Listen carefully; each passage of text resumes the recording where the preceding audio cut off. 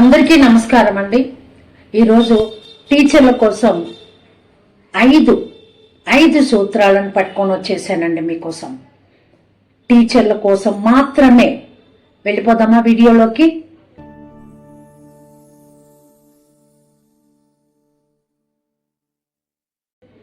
సహజంగా టీచర్లు చెప్తే అనేక కారణాలలో పిల్లవాడు క్లాసులో సరిగా వింటలేదు, స్థిమితంగా ఒక చోట కూర్చోవటం లేదు అని చెప్తూ ఉంటారండి. పిల్లల్ని మలుచుకునే విధానం కూడా మన చేతుల్లోనే ఉన్నాయండి. ఈ 5 సూత్రాలని మీరు ఫాలో అవ్వండి. డెఫినెట్గా పిల్లలు మిమ్మల్ని ఇష్టపడతారు, మీరు చెప్పే మాటను వింటారు.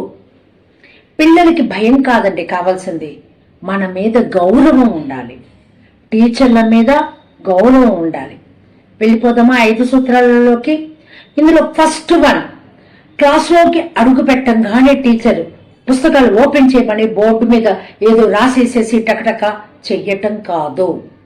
ఫస్ట్ స్టార్టింగే మీరు ఏదన్నా ఒక కొటేషన్ చెప్పేటట్టు, మోరల్ వాల్యూ కొటేషన్, అది తెలుగులో కానీ ఇంగ్లీష్లో కానీ కొటేషన్ చెప్పేటట్టు, హిందీలో కానీ చెప్పేటట్టుగా చేసుకోండి. మీరు రావటం ఆ వీక్ మొత్తం పిల్లలందరూ లేచి నిలబడి గుడ్ మార్నింగ్ చెప్పటం కాదండి, ఆ కొటేషన్ చదువుతారు ఒకటే టోన్తో. ఒక పక్క నుంచి మోరల్ వాల్యూ వస్తుంది, ఇంకొక పక్క నుంచి క్లాసు డిసిప్లిన్డ్ గా కూడా ఉంటుంది.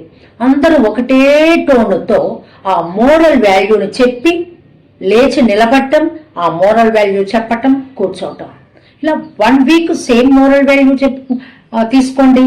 దాని మీనింగ్ వాడికి అర్థమవుతుంది, ఆ మోరల్ వాల్యూ కూడా వాడికి నోటికి వచ్చేస్తుంది.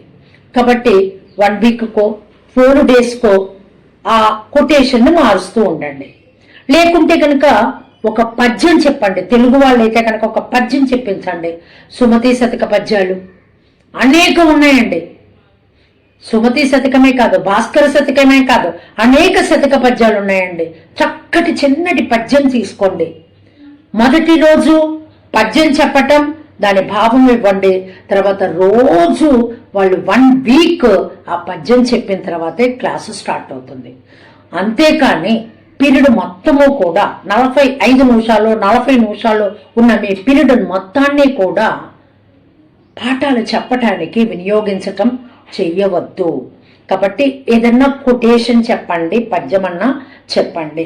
ఇది ఫస్ట్ సూత్రం అండి, టీచర్లకు చెప్పే సూత్రం. ఇంకా సెకండ్ వన్ నేనేమని చెప్తున్నానంటే,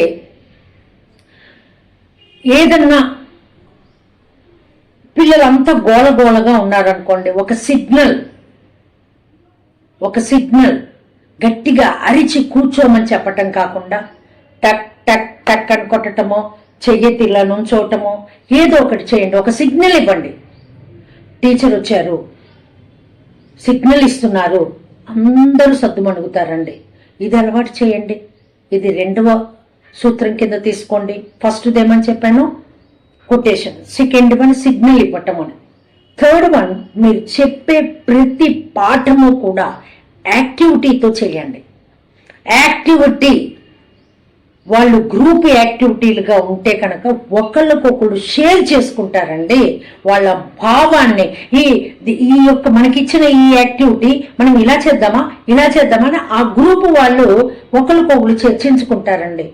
దీనివల్ల సంఘీభావం పెరుగుతుంది, వాళ్ళ మనోభావాలు వ్యక్తం చేయగలుగుతారు. దానివల్ల టీచర్ దగ్గర కన్నా వాళ్ళల్లో వాళ్ళు చెప్పుకొని తర్వాత గ్రూపుగా ప్రెజెంటేషన్ ఇచ్చేటట్టుగా అరేంజ్ చేయండి. యాక్టివిటీలు చేయించండి, సింగిల్ కాదు, గ్రూప్ యాక్టివిటీలు మీరే తయారు చేయండి. మీరు ఒక గ్రూప్ 1, దానికి ఒక మంచి పేరు పెట్టండి. ఇది నన్నయ్య గ్రూప్, ఇది తిక్కన గ్రూప్, ఇది ఎర్రనా గ్రూప్, అట్లా ఇది పోతనా గ్రూప్. అలా గ్రూప్కి నేమ్స్ పెట్టుకోండి. తెలుగు నేమ్సే పెట్టాలని ఏమీ లేదండి, మీ ఇష్టం. మీ కవులు, ఇంగ్లీష్ కవుల పేర్లైనా పెట్టండి, జూలియస్ సీజర్ లేకపోతే ఇంకొక ఆథర్ పేరు, అలా చెప్పుకోండి మీరు. అట్లా యాక్టివిటీ వలన సంఘీభావం పెరుగుతుందండి.